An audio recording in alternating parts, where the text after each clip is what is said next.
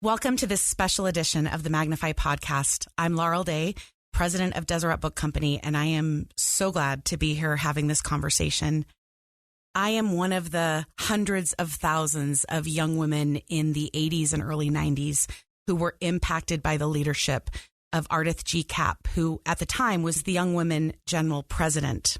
Many of you might not know that Ardeth and her presidency and board launched the Young Women's theme that lasted nearly 40 years, the Young Women's values that many of you grew up with, the For the Strength of the Youth pamphlet, so many of these things that have influenced and impacted our lives. And when Ardeth passed away on March 30th at the age of 93, I felt this need to make sure that we as women realize the legacy that she left for us, the things that she did for us, and the ways that our lives have been blessed because of her faithful discipleship.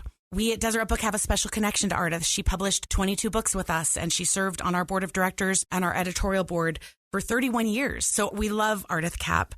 There's so much to be gained by her life, and we won't cover it all in this podcast with Sheri, who many of you love, and Sharon Larsen, who you might know in her own church service, but is also Ardeth's sister. So because of that, we're making her biography stand as a witness, free on bookshelf for the whole month of April.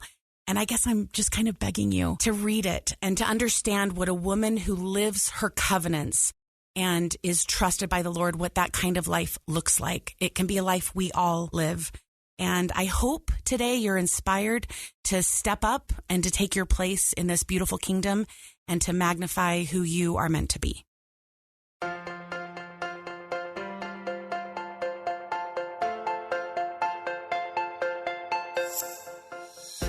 We are women who love God and want to use our influence for good. No matter how ordinary we may feel, we each have a powerful purpose in the gospel of Jesus Christ. This is our time to step forward, to love fiercely, to lead boldly, to live happily, to fill the world with His light. Let's do it together on the Magnify podcast.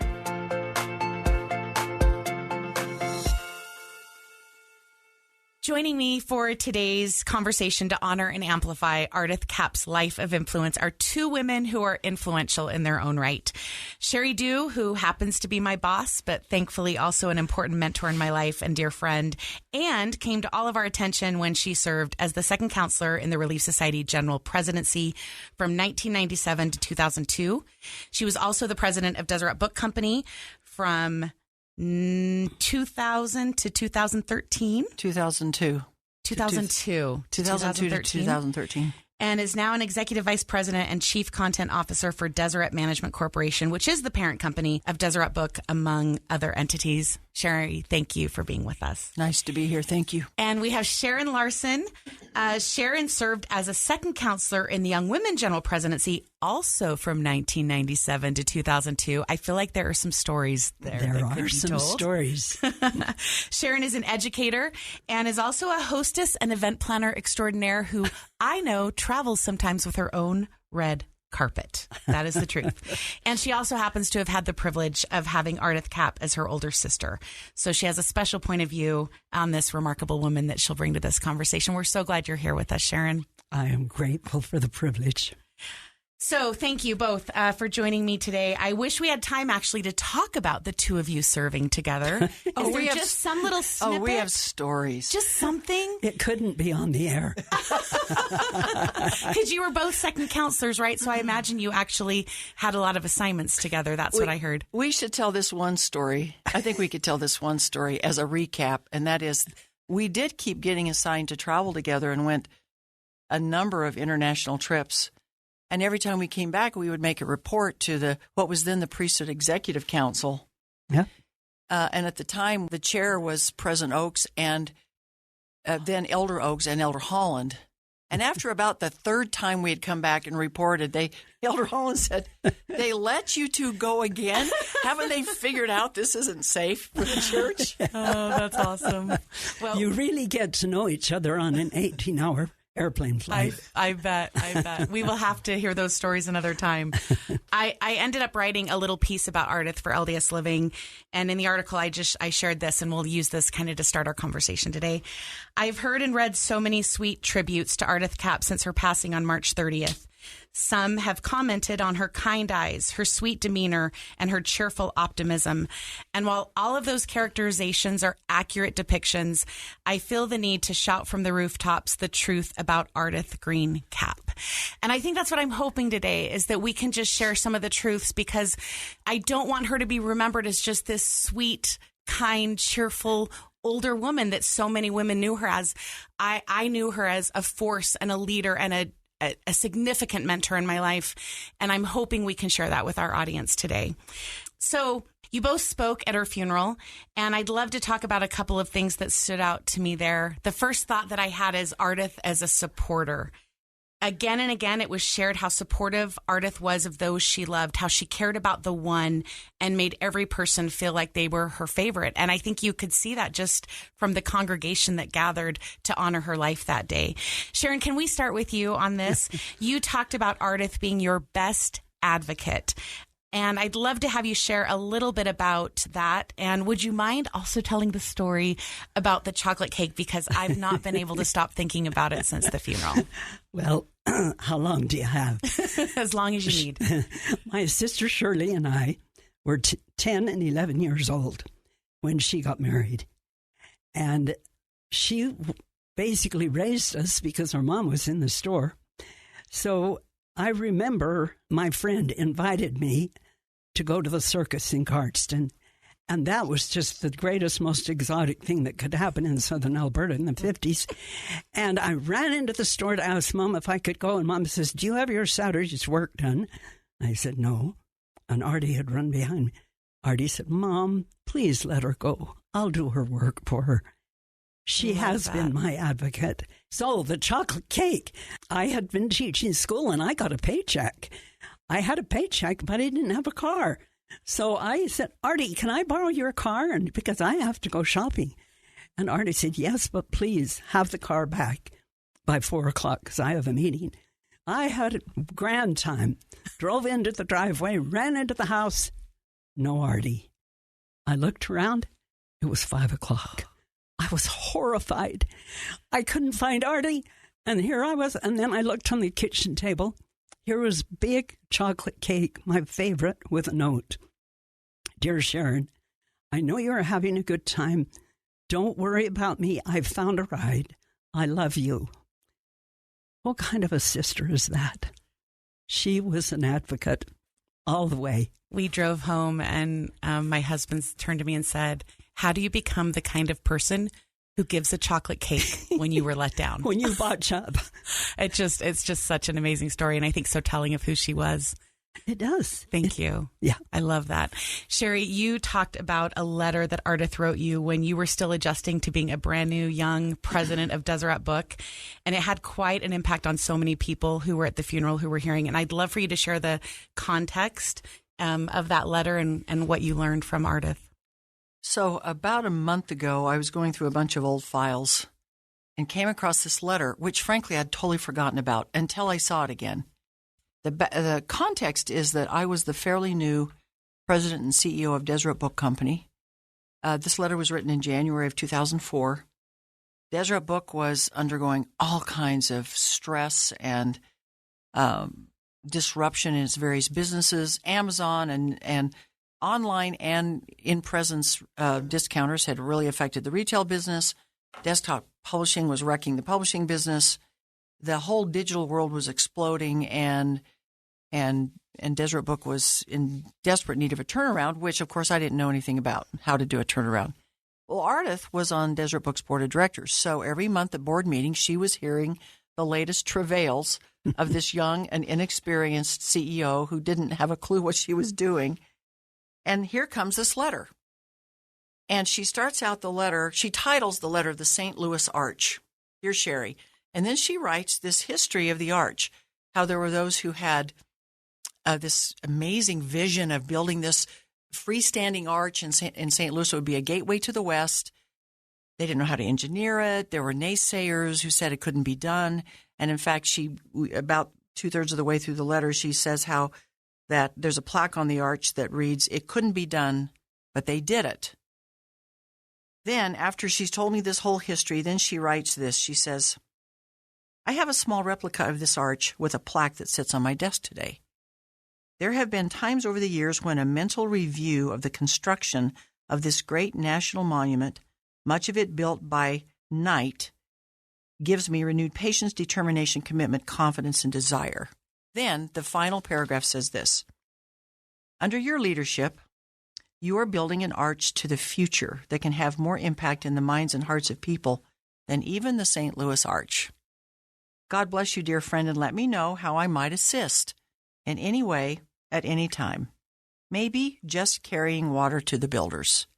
Whatever is needed. Love and prayers and faith, Artie.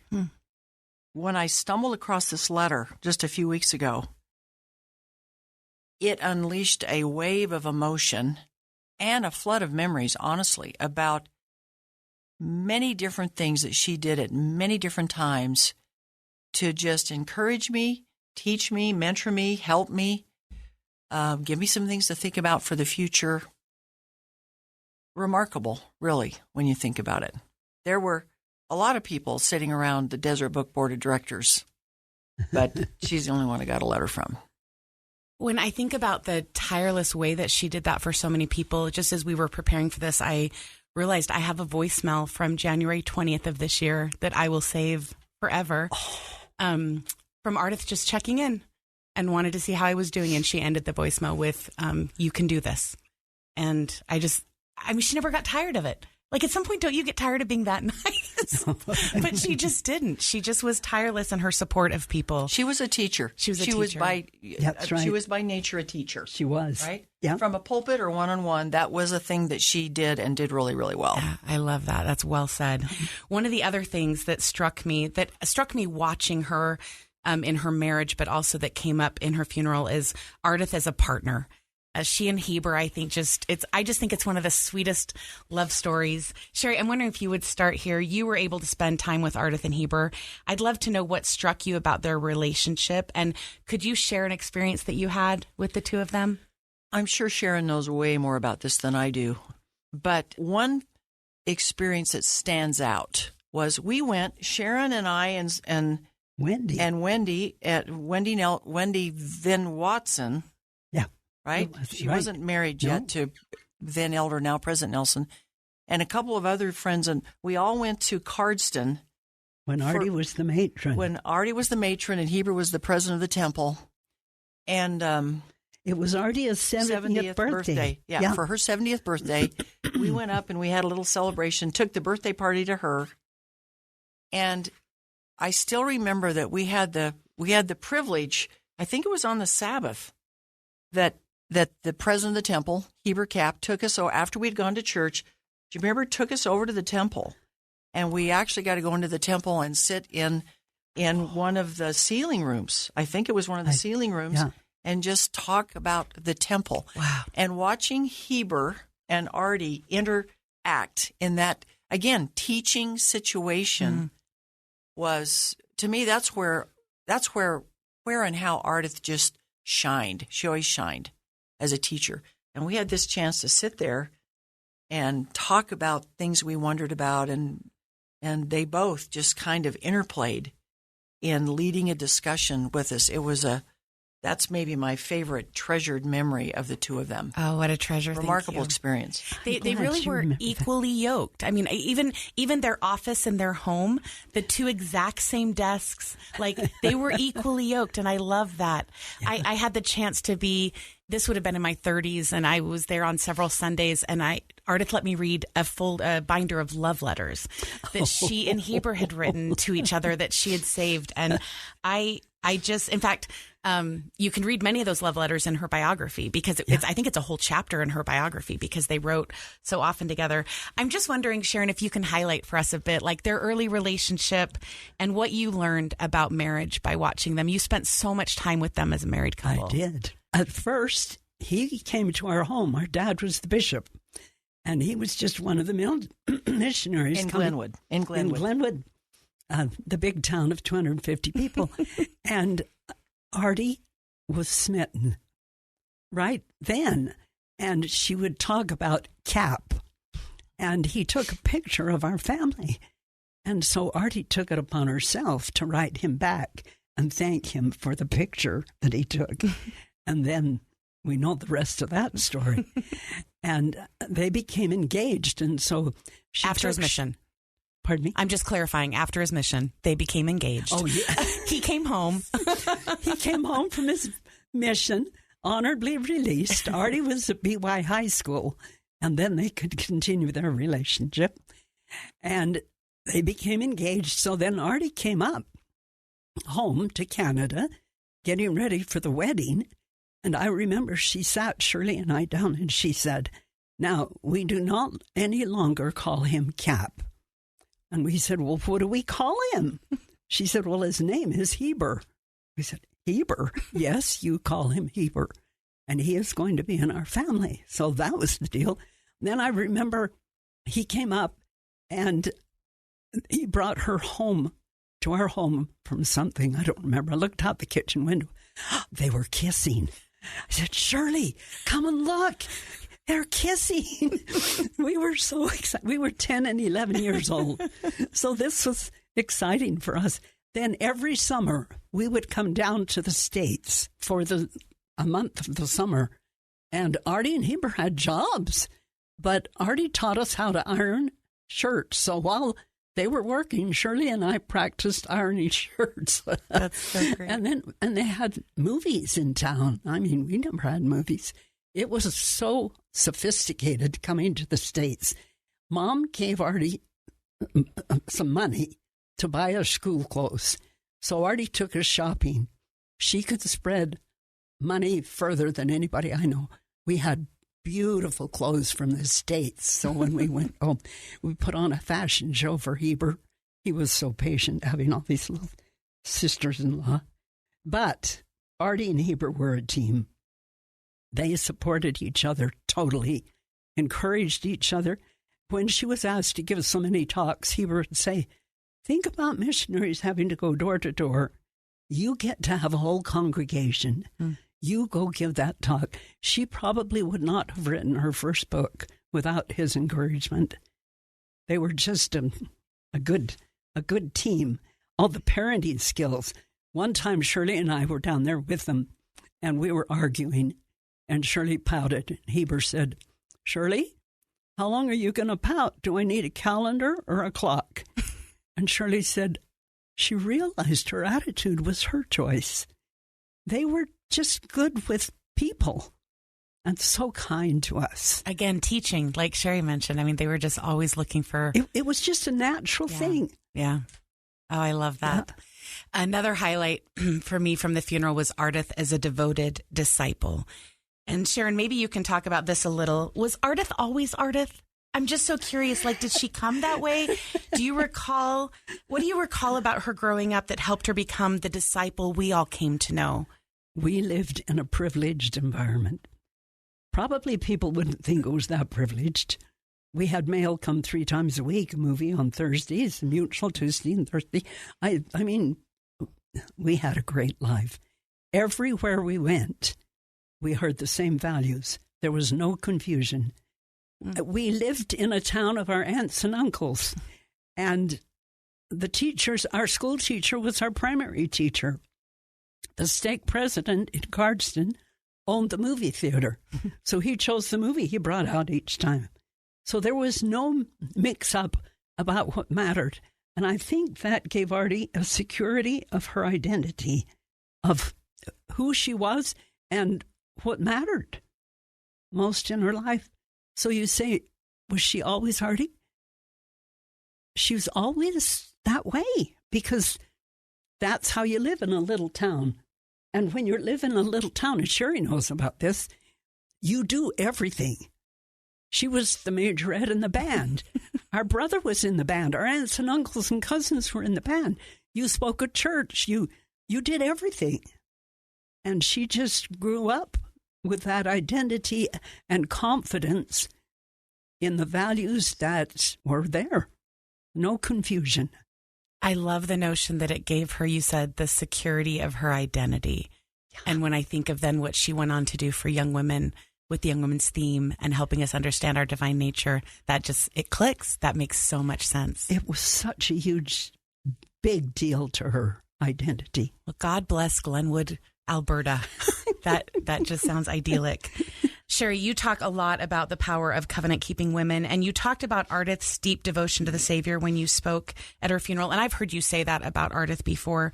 What do you see as the connection between covenant-keeping and devoted discipleship, and how did you witness that in Ardeth? And I guess I'd love to know what takeaway you would have for women who are striving to be more devoted disciples of Jesus Christ.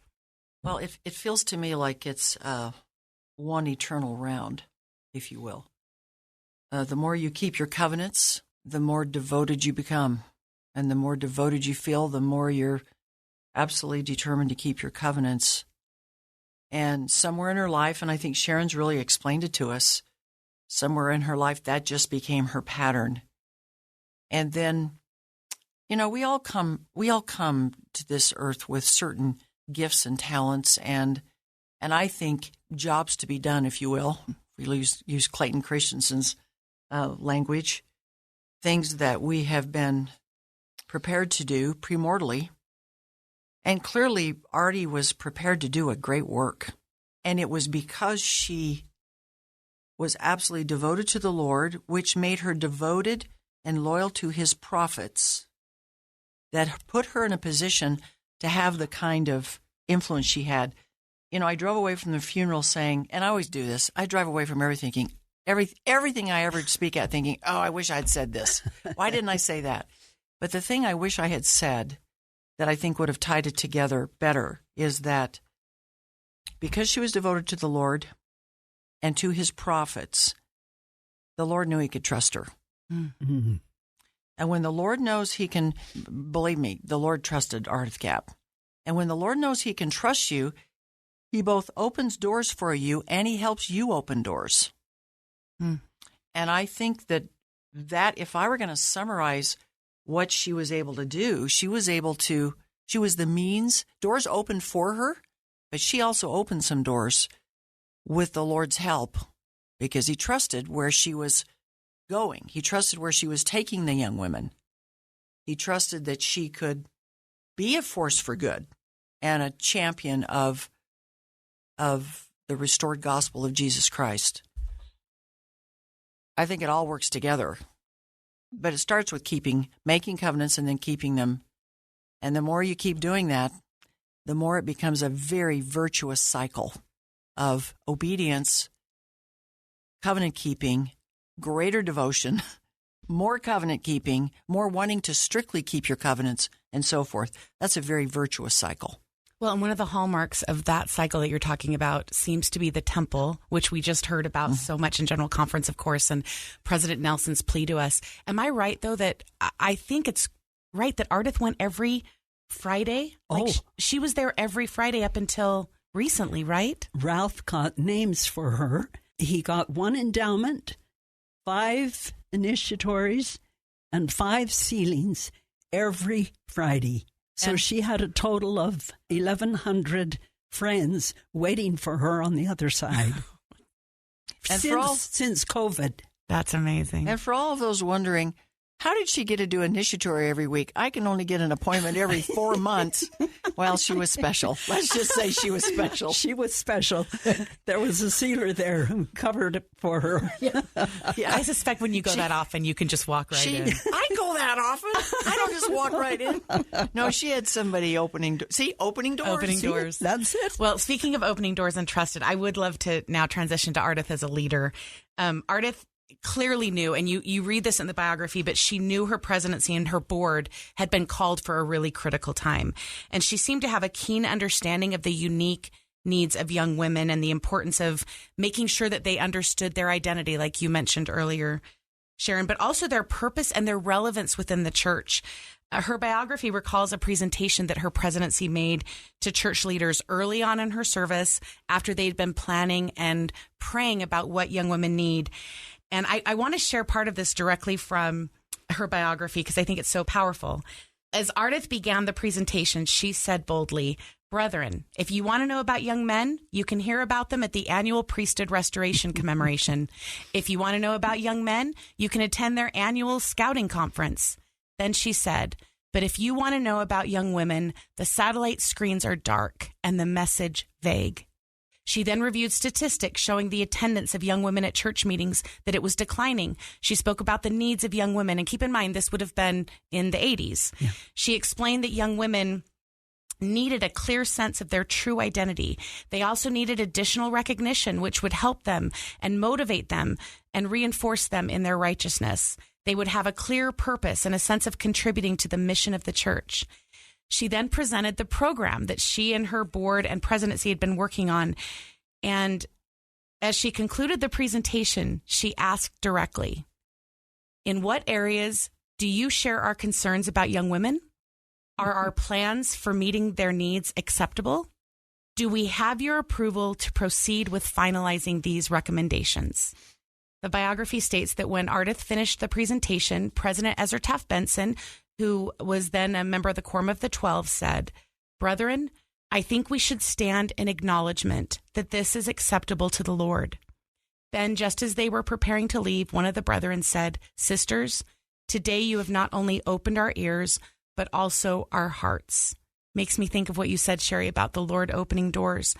And I read that and I think hearts and ears were opened. And as a result, a powerful program for young women that absolutely influenced in ways I can't even express my life and my experience as a woman in the Church of Jesus Christ of Latter-day Saints. And then it maintained its relevance for almost 40 years. It's astounding to me what they were able to do during their presidency and what was implemented during her service. So I guess my question is, you both have served in church leadership, and I'd love for you to share your thoughts about Ardeth as an exemplar of female leadership in the church and the unique position she held and the unique impact she had. Boy, where would you start? Ardeth was simply an iconic leader. She had gifts of expression, just what you outlined for us just there, talking about how she laid out the need. She basically gave the case for change, why there needed to be change, and she did it in a way that the brethren could hear it. And one of the things I said the other day at the funeral that I believe with my whole heart is that she, because the Lord trusted her and the brethren trusted her, they both knew that she was absolutely all in when it comes to the Church of Jesus Christ of Latter-day Saints, but she was willing to stand up and say, in essence, Houston, we have a problem. We have some issues here. Let us show it to you. And by the way, we haven't come with just problems. We've come with a solution. She was a model of that, of not just going in and whining and saying, oh, we have all these problems and nobody listens to us and the satellite screens are dark. No, we do have a problem, and we have prayerfully, thoughtfully brought a solution for your consideration. I think she was a master at rallying a team to develop. She wouldn't say that every idea that she presented was hers. She rallied a team to create those ideas and then knew how to express it. She did have powers of persuasion and gifts of expression that allowed her to say to senior leaders of the church at the time what needed to be said to them about the young women. And so her powers of expression combined with her loyalty and her devotion to trying to make things better rather than stir everybody up, but to make things better, that was a powerful combination. And one thing that I've heard you talk about, Sheri, that just strikes me as I read her biography, but particularly this experience, was her motives. Mm-hmm. They knew they could trust her motives being about the needs of the church and not about her. She didn't set out to be an iconic leader. No, she just, in fact, she dealt with her own insecurities, and she had plenty of them. Yeah, she did. And her sister can talk about that better than I can, but I saw them too. I mean, she was always dealing with her insecurities, but she was bold in her devotion to the Lord and bold in her devotion to the cause. And she did have verbal gifts that allowed her, whether she was speaking to you one-on-one, sitting in her living room, she could inspire you, or she could stand at a pulpit talking to a worldwide audience and inspire that audience. So let's be clear to acknowledge the Lord gave her some gifts, and one of those gifts was the ability to express herself. She shined at that pretty much in any situation. And so I go back to the combination of our mom and dad. Our dad had a gift of being a great listener, and he could ask a question and you'd find yourself opening up your whole soul to him. And mom had the courage and determination and smarts. During the Depression, she started a store at Dad's suggestion because the farm was failing. And she ran that store. And the combination of mom's social abilities and determination and Dad's abilities to ask and listen, I see in Ardie as she worked with people, as she was a leader. One story I remember particularly, she honored the priesthood. I think, Sheri, you'd say she was kind of a pioneer with opening the doors for the sisters in the leadership of the church. And she honored the priesthood from the very beginning of her life. We had a perfect father for us. And so she, as Sheri said, because of that, they could trust her. So when Ardie was young woman president, they felt they needed to update the standards for the church. For the youth of the church, right? For the youth of the church. Because the standards book at the time said something about don't chew gum. And don't go outside with curlers in your hair. Exactly. I remember. And so Ardie thought, maybe there's something more that we can teach the youth. So they worked very hard in preparing this standards book. And it just did not seem to go.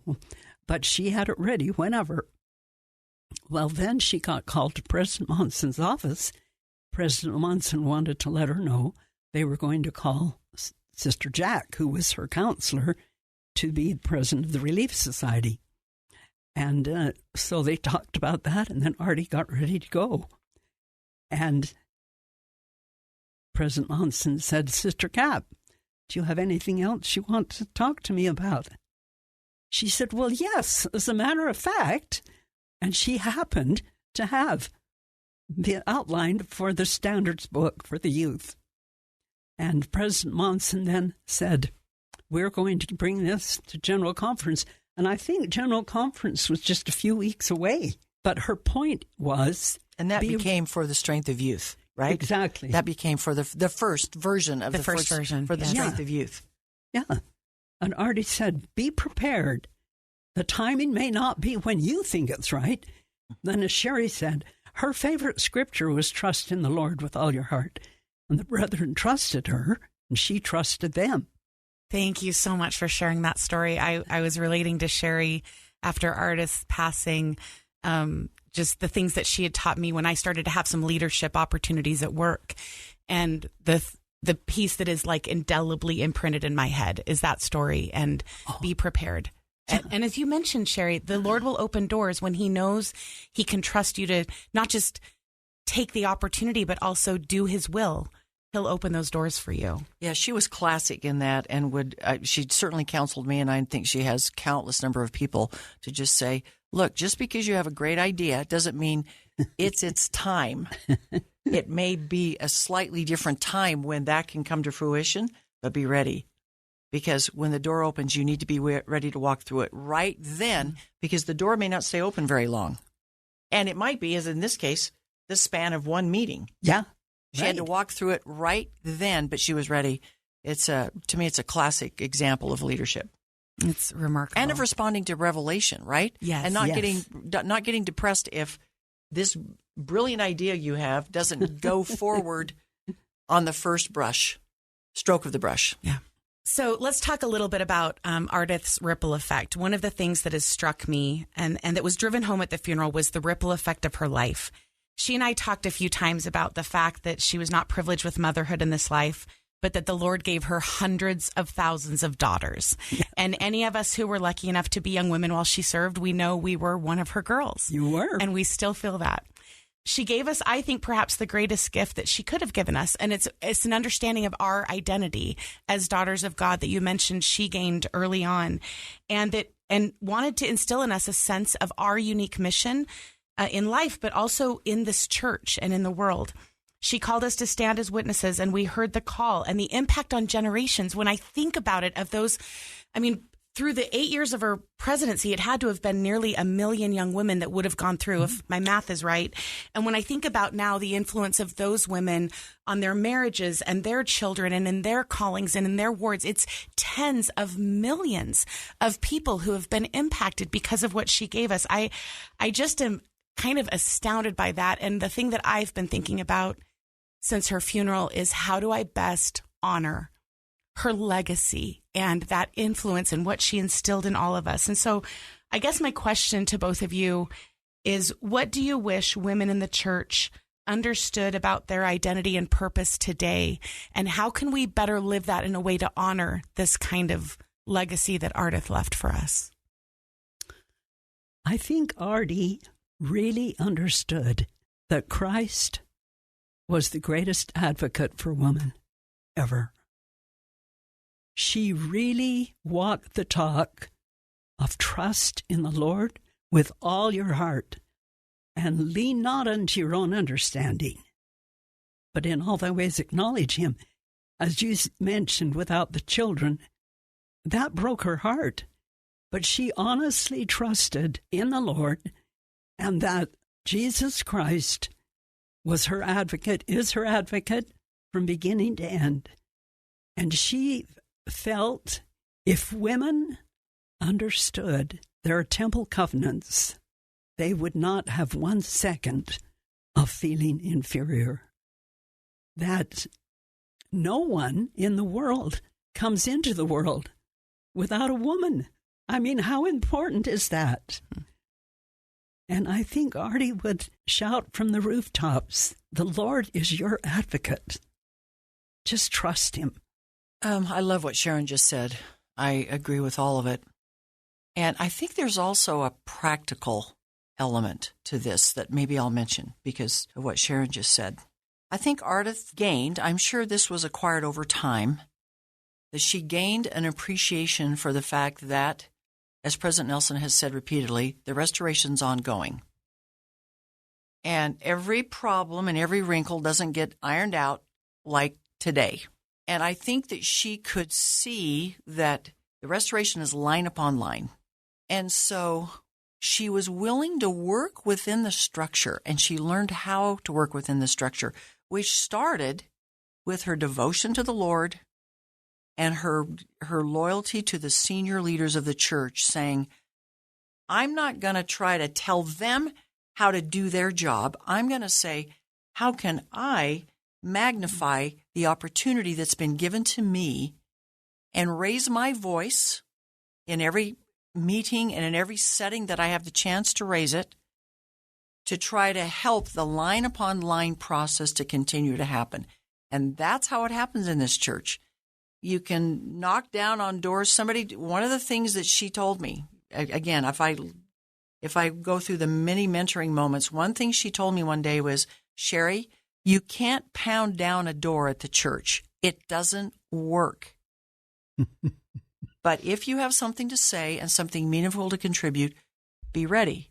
Because, as we've said earlier, the door will open, and when it opens, you better walk through right then. And I think she's somewhere, I don't know how she got it, where did somebody teach her, or did she just figure it out? But don't go over there trying to say you're going to pound down the door and tell prophets, seers, and revelators, I got a few things you need to know. I've actually never seen that work. Do you know what she always said, though? When another program came up after young women, she said, I believe in continuing revelation. And she really did. She really did, yeah. Yeah, because it's line upon line. So she learned how to work within the structure. And if I just look back at the span of my life, so many things have happened. For example, since Sharon and I served the same time. Yeah. And a ton of things have happened since we were released. And while we were serving, things happened that those before us said, oh, you're getting privileges we didn't have before. So these things continue to happen. And I think artists seem to have an instinctive understanding of how it works and how to fit in and raise her voice. She was no shrinking violet. No. Raise her voice and raise it strongly, but do it inside of the structure of how the Lord runs and operates his church. I don't know where she got that. You learn some things just by experience, but some of the key things that have helped me, she actually taught me and said, Sheri, you need to understand this. You need to understand this. You need to understand this. I didn't have to figure out some of those things myself because she already taught me. Well, and also how the Lord works with us, right? He gave her revelation for her stewardship, and then he opened the door in her time and opened the door for her to then step forward and he's working with people. He's working with humans at the end of the day. Yes. And some of that's important. I think that is such powerful perspective, Sheri, for each of us in our own stewardships and in our own spaces. There's so much more we can do than we think we can do. Mm-hmm. The other part, I think, Artie was not building her own kingdom. So when another idea came along, when it's continuing revelation, she is right there behind it. I love that. I love this conversation. I think we could talk all day about her, and we still need to hear more stories about the two of you. But I would just love to end with this. I was 13 years old sitting in a stake center in Louisville, Kentucky on November 10th, 1985 for the first ever Young Women's broadcast. And truly, it is not an overstatement to say that was probably as close to like a born again experience I had ever had. She called us to something. I felt it.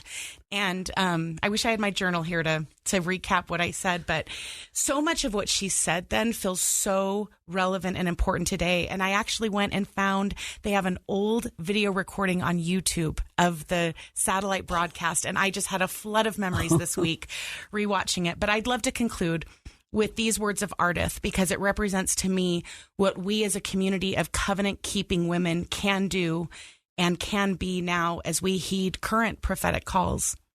She said this. She said, young women, and I'm going to say women. To every woman throughout the entire church, I see the crest of a great wave forming. I see a wave forming that will move across the earth, reaching every continent and every shore.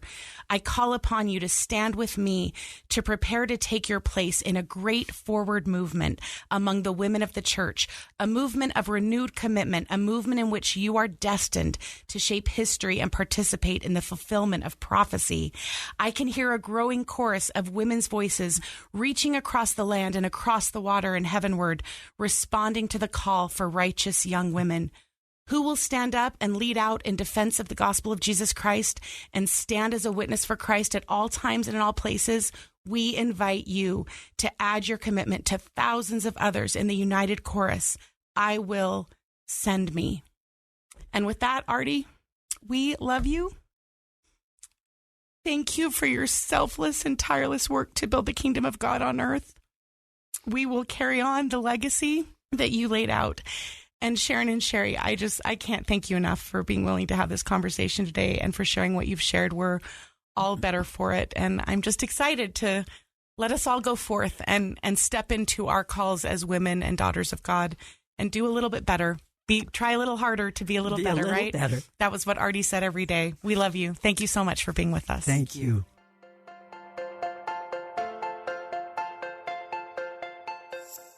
And thanks to all of you for being with us for this conversation today. I hope that you have been inspired by this remarkable life. And just as a reminder, we've made her biography, Stand as a Witness, available for free on Bookshelf. You can download it now at deseretbook.com during the month of April.